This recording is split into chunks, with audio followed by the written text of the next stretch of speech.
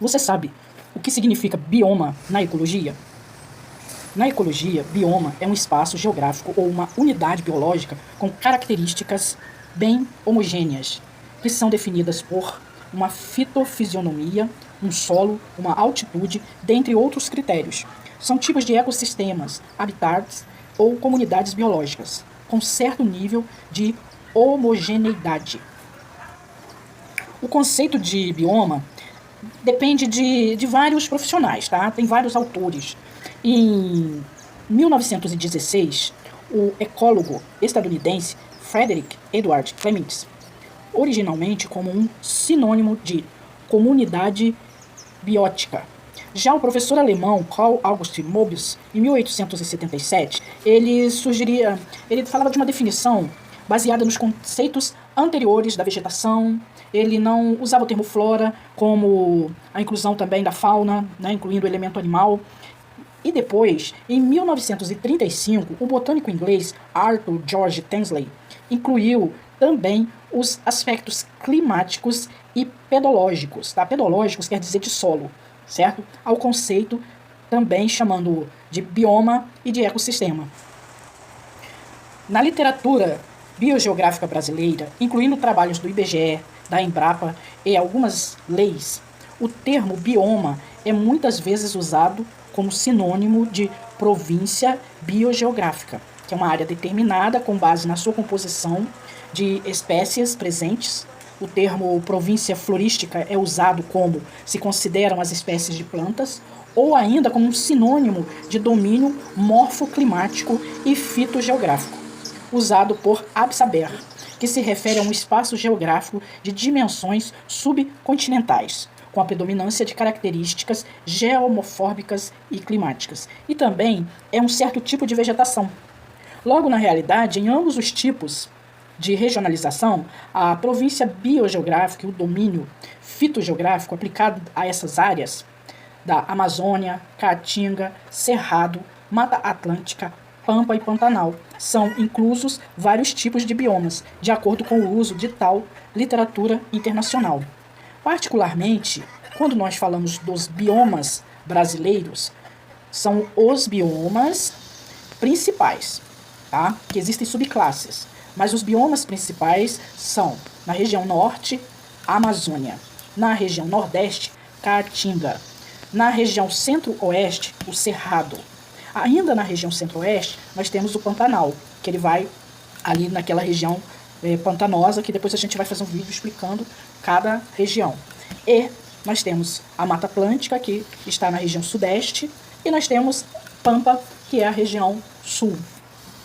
Quando a gente vai falar da área antártica ou subártica, é o polo ártico, que é o círculo polar ártico, círculo polar antártico. Latitude, 63 graus, 33 minutos e 39 segundos, da linha do limite do Sol da meia-noite. A tundra, ela é qualificada pela WWF como XX11NN. Quando você vê essa qualificação, você já sabe que ela é úmida. A tundra, ela cresce sob humus. E essa vegetação é predominância de musgos, líquens, e nenhum mês com temperatura média mensal acima de 10 graus. Quando a gente desce para a região boreal, que é a taiga floresta boreal, ela é qualificada como XX06NN. Ela é úmida.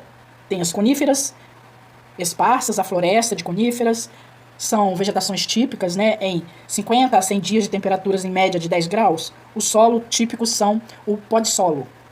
Essa temperatura fria, que tem as pastagens de matagais de montanha, que é úmida também, que ela é qualificada como XX10NN, que são os Alpes do leste e do lado norte, da floresta temperada, úmida até a semi-úmida. São sub-regiões de floresta úmida temperada e de floresta verde no verão, que vai dar aí entre 1.000 a 1.850 metros do lado norte, do clima próximo ali entre 600 e 1.500 metros nas colinas da Alemanha Central, que é a área temperada fria. As árvores são de folhas largas, não conseguem viver muito, né, se enturmar naquele ambiente. Então elas precisam de um novo estilo de folha. E o solo, ele é marrom ou cinza. A floresta decúdua, que tem uma temperatura semi-úmida e ela é mista. É uma temperatura anual entre 5 até menos 15 graus. Ela aparece muito na região silvática, que aparece até 2.000 metros. Na Europa, no oeste, né? 1.000 metros a 1.400 metros. No leste e no norte da Europa. O solo é típico, que é um solo que tem como se fossem algumas féculas de burocene.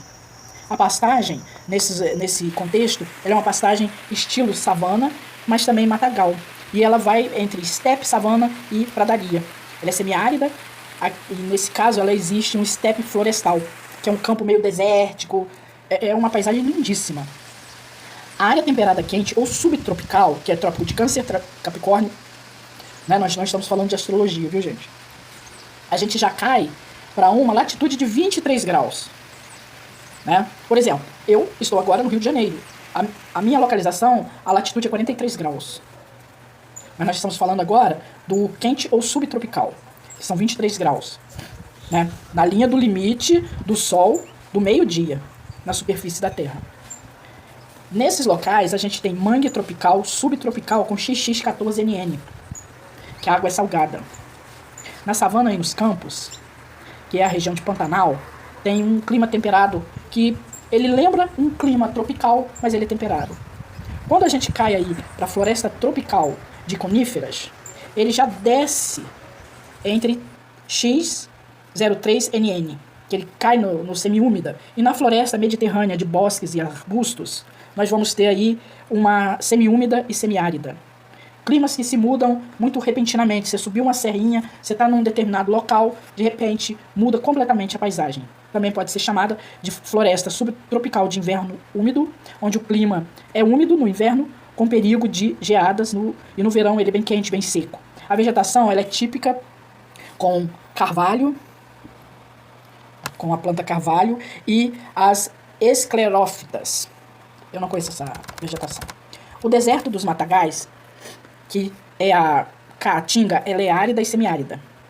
Nesse deserto existe a estepe com espinhos, com uma estação de chuva, savana tropical com espinho e deserto ardente. Ela está na linha zero do Equador. São florestas tropicais, subtropicais úmidas de folhas largas. Aí a gente desce mais um pouquinho, que nós chegamos aí entre a Mata Atlântica e a floresta amazônica. Aqui a floresta tropical é sempre verde e sempre úmida.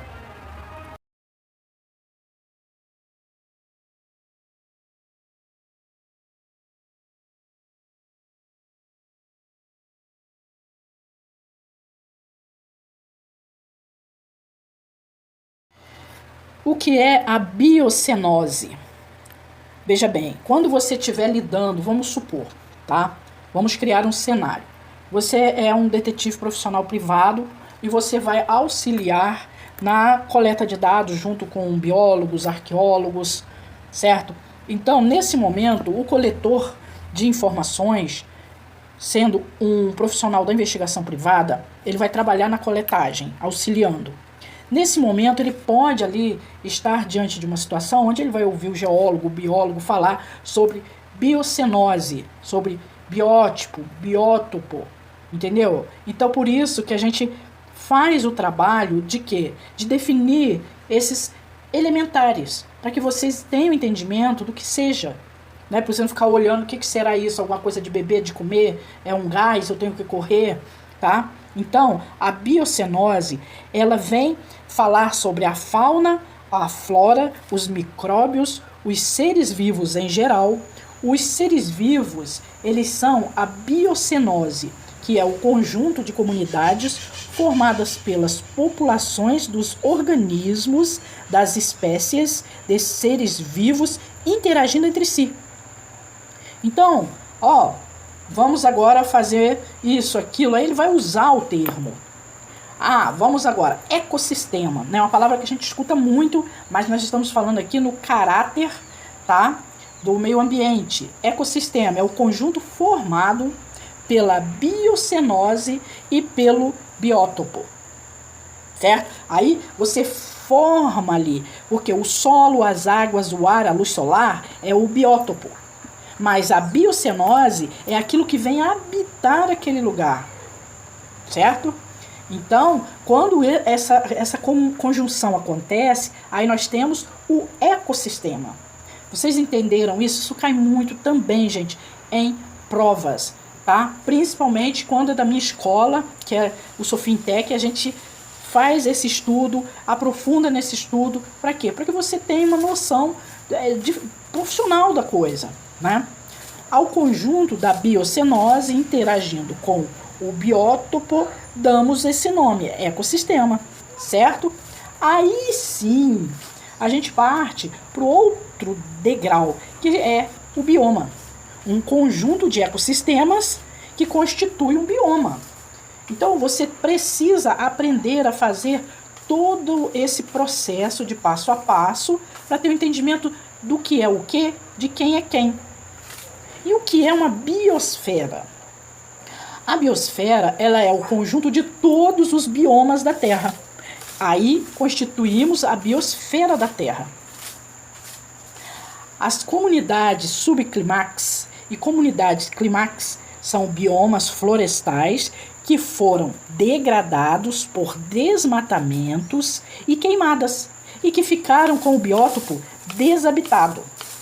Começa aí um difícil processo de reabilitação, desenvolvendo todo um outro número, né? Toda uma gramínea de vegetação rasteira, chamada da vegetação pioneira. Aí depois ele vai passar por muitos anos dessa vegetação rasteira, aí ele começa a desenvolver um material mais alto, aí aparecem os primeiros arbustos. Nessa fase, essa comunidade vegetal, ela pode ser chamada de subclímax. Essa vegetação arbustiva, ela vai se desenvolvendo ao longo de muitas décadas. Aí vai aparecer árvore de porte médio e quando esse bioma atinge o máximo do seu desenvolvimento, ele passa a ser chamado de comunidade clímax. Vocês entenderam a importância de tudo isso? Essa classificação para a gente ter esse entendimento, porque quando você começa a entender esse passo a passo, nós vamos ter uma visão diferenciada de como é que funciona até a nossa própria vida. Porque meio ambiente são também as torturas mentais diárias, são todas as histórias estranhas da nossa vida, são todas as nossas vitórias, as nossas tristezas, tudo está dentro do meio ambiente. E aí quando você começa a entender como são esses compostos, que você precisa de uma base, de um solo para tudo isso, precisa da água, do ar, do oxigênio, dessas respirações todas, aí sim você começa a ter uma nova noção de que você não é o único bonitão ou bonitona da história, certo? Então, dentro dessa série, né, de meio ambiente que eu estou fazendo, para depois conduzi-los para aqueles que queiram fazer o curso de investigação privada ambiental, para que já saiba pelo menos alguma coisa. Se você não for fazer o curso, não tem problema, você já fica com essa informação para não ser também tão desligado. Agora, quando você ouvir lá um secretário de meio ambiente, ministra do meio ambiente, um grande chefe de alguma ONG, você vai ter uma noção. O bioma, olha, certo? Então, existem as classificações dos biomas, né? Nós temos aqui no Brasil, repetindo novamente, o bioma amazônico, ou bioma da floresta amazônica, que é uma floresta tropical úmida. Nós temos o bioma da Mata Atlântica. Nós temos o bioma da Caatinga.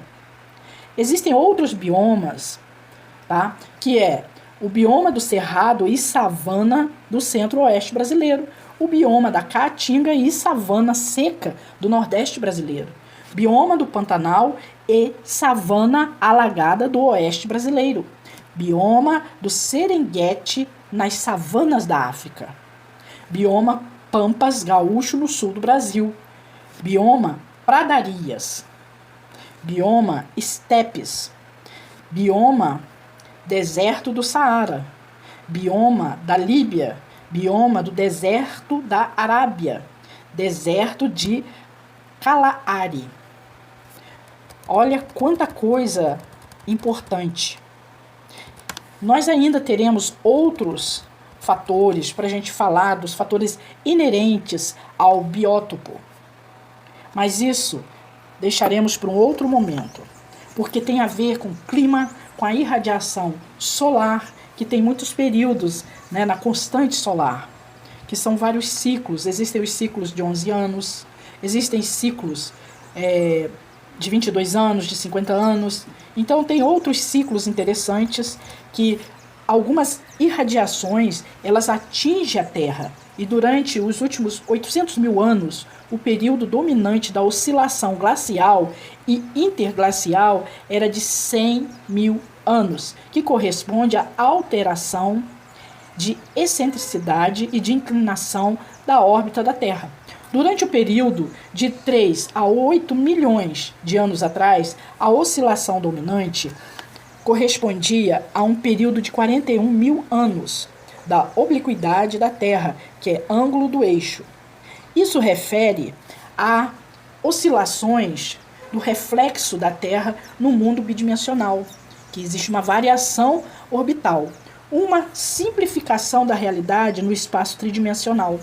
Isso são fontes de energia da Terra. O fluxo de energia aquecendo a superfície da Terra consiste na soma da radiação solar, energia geotermal, gerada por convecção, ficção nuclear e cristalização, a energia das marés, a interação entre Terra, Lua, Sol e outros seres e planetas existentes, a perda da energia na queima de combustíveis fósseis. No aumento da temperatura, os oceanos contêm menos gás carbônico, e isso vai aumentar a concentração da atmosfera após 800 anos de aquecimento global. A temperatura dos oceanos nos trópicos está em equilíbrio com a velocidade da evaporação da água. O ciclo da era do gelo e do aquecimento global se explica pela oscilação de calor e os ciclos de superfície sobre neve, gelo e concentração de gás carbônico na atmosfera, que é conhecido como efeito estufa pelo vulcanismo.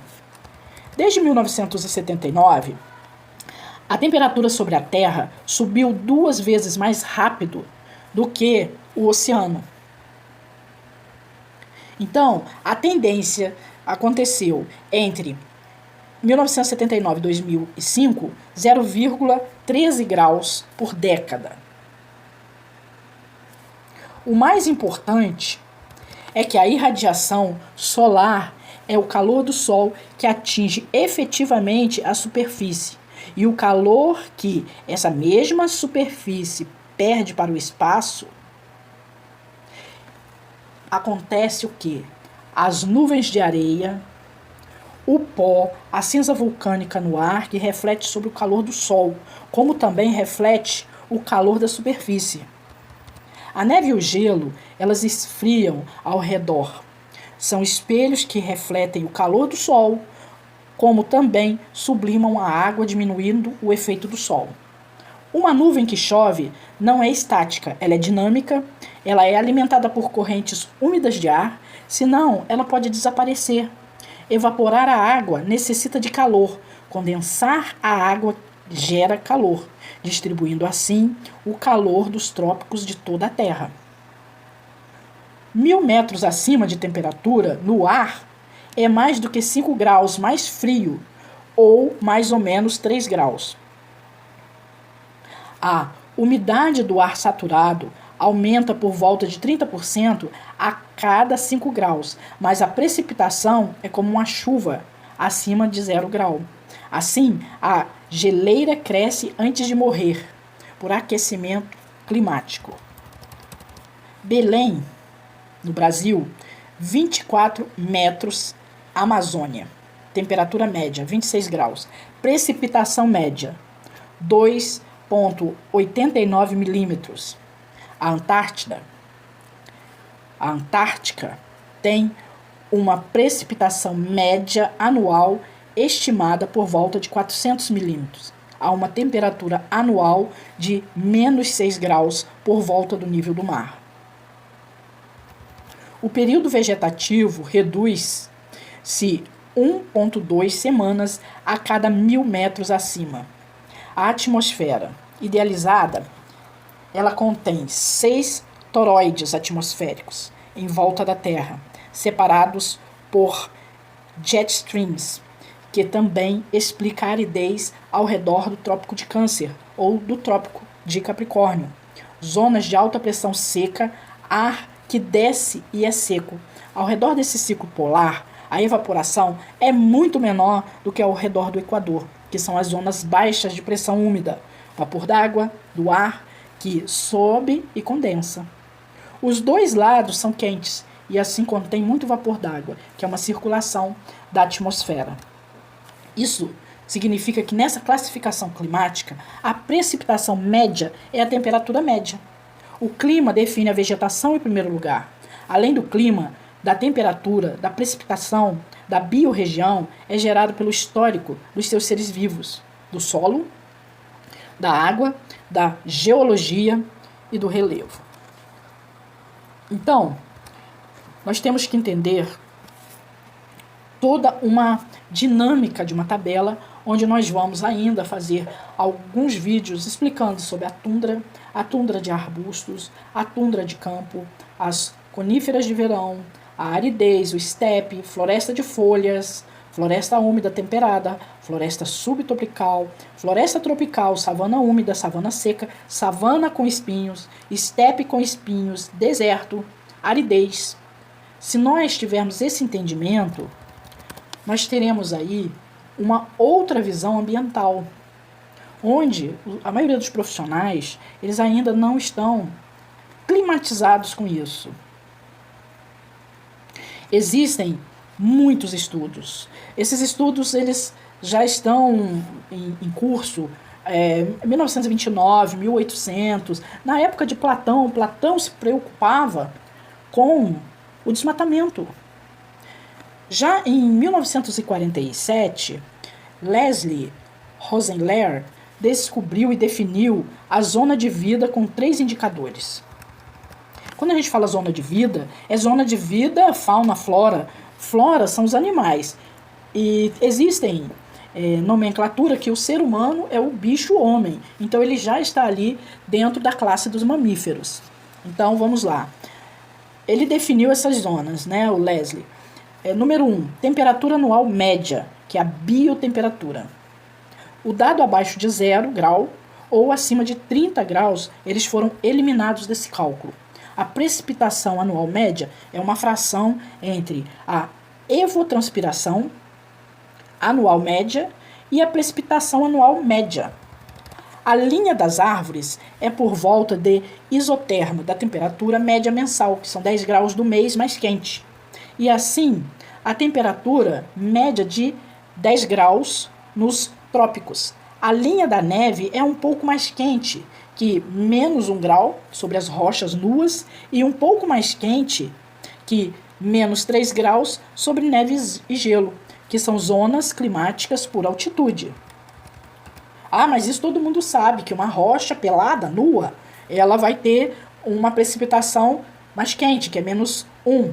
E, no caso, é mais fria. E o caso dela, se ela tiver ali uma certa cobertura, ela vai ficar -3. Bom, a classificação climática de Köppen-Geiger, ela é baseada no pressuposto com origem na fitossociologia e na ecologia, de que a vegetação natural de cada grande região da Terra é essencialmente uma expressão do clima. Nela prevalece aquele clima negativo, positivo, certo? Essa vegetação natural de cada região da Terra, ela é a expressão do clima que prevalece naquele local. Assim, as fronteiras entre regiões climáticas foram selecionadas para corresponder tanto quanto possível às áreas de predominância de cada tipo de vegetação, razão pela qual a distribuição global dos tipos climáticos e a distribuição dos biomas apresenta elevada correlação. Então, quando a gente fala sobre o solo, né, a FAO, que é uma organização das Nações Unidas sobre alimentação e agricultura, o Congresso da União Internacional dos Especialistas de Solo, em 1998, publicaram em 2007 uma nova versão, que é uma referência global para classificar os solos, que é WRB. Essa classificação, ela vem de acordo com a organização não governamental WWFN, que é do Fundo Mundial para a Natureza, né, uma fundação inglesa. Bom, vamos lá. Os biomas terrestres, dentro dessa classificação, tá, da WWF. Os climas e a umidade aumentam com a diminuição da latitude. E com o aumento da umidade, cresce a biodiversidade. Seguindo os trabalhos de Alfred Russel Wallace, no arquipélago de Malaio, em 1999, 1995 e 1979 com Pielot, 1975 com Udvad, o mapa da Unesco de 1982 sobre a biogeografia, de acordo com a WWF, dividiu o mundo em 867 biorregiões terrestres, cada um com um número. 20 para regiões biogeográficas, que eles colocaram como XX, NN para bioma e NN para mundo individual. Cada uma sendo importante para preservar uma flora e uma fauna específica. A borda das biorregiões sendo um compromisso da borda do território da frequência de vários seres vivos, a borda é normalmente uma transição entre a biorregião, que não é completamente homogênea. Normalmente, esses nichos ecológicos são divididos entre 14 biomas, ou também em 8 regiões biogeográficas e suas biorregiões. O esforço culminou na lista do WWF Global 200, que contém 238 biorregiões ameaçadas do globo, das quais 142 terrestres e 53 aquáticas de água doce e 43 marinhas costais. Através, aí a gente consegue ver essa divisão, né? Polar, tundra, floresta boreal, que é a taiga, floresta temperada, estepe, floresta subtropical, floresta mediterrânea de bosques e arbustos, floresta de monção, deserto e clima árido, estepe de arbusto semiárida, pampa, semidesértico, savana de campo, savanas, caatinga, floresta tropical, tundra de montanhas, floresta de montanha. É muito importante essas subdivisões. Quando você, às vezes, pega uma investigação maior para fazer e tem a oportunidade de visitar diversos biomas, então, ali naquele bioma, você começa a ter justamente essa visão, onde tem as subdivisões das sub-regiões. E ali você começa a identificar determinantes que não são endêmicas, né? São outras fusões, onde a fauna e a flora elas precisam se adaptar e fazer a proteção da permanência daquele local. Nem sempre isso vai tomar um rumo de desertificação, mas às vezes aquilo vai levar um determinado tempo para entrar no processo de desertificação ou retomada, né, do corpo marítimo, das águas salgadas. Então vamos lá, os biomas terrestres, em ordem da maior latitude a menor, pela classificação internacional, são Polo Norte, Polo Sul. A latitude, no curso, a gente aprende a lidar com localização. Então, na localização, a gente vai usar o quê? Latitude e longitude, tá? Então, na latitude, 90 graus da linha do eixo da rotação da Terra, que é uma região polar, e tem lá as calotas polares, a neve, o gelo e a rocha. A área ártica, ou subártica, né, que é o Círculo Polar Ártico, o Círculo Polar Antártico, que são de latitudes 63 graus 33 minutos e 39 segundos, que é a linha limite do Sol da meia-noite.